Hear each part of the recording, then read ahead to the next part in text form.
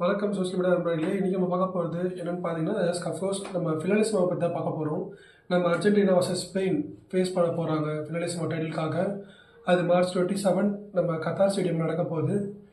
நிறைய பேர் யோசிப்பீங்க, ஃபினாலிசிமோனா என்ன, ஒரு எந்தவித ப்ராப்பர் லீகுமே நடக்காமல் டேரெக்டாக ஃபினாலிசிமோன்ற ஒரு டைட்டிலுக்காக ரெண்டு டீமும் மோதுறாங்களே, அப்படின்னா என்னன்றது கண்டிப்பாக உங்களுக்கு ஒரு டவுட் இருக்கலாம்.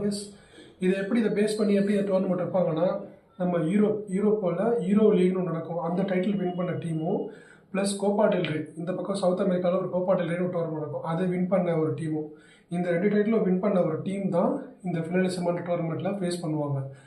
ஸோ இதில் நம்ம அர்ஜென்டினா ப்ளஸ் ஸ்பெயின் மோத போகிறாங்க.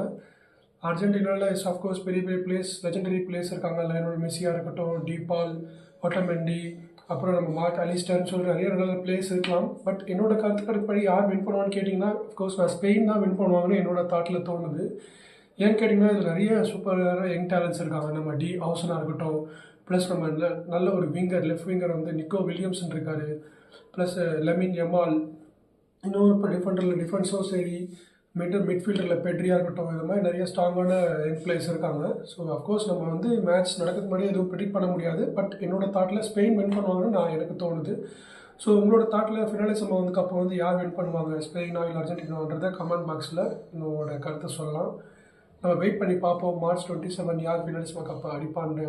Stay tune. தேங்க்யூ.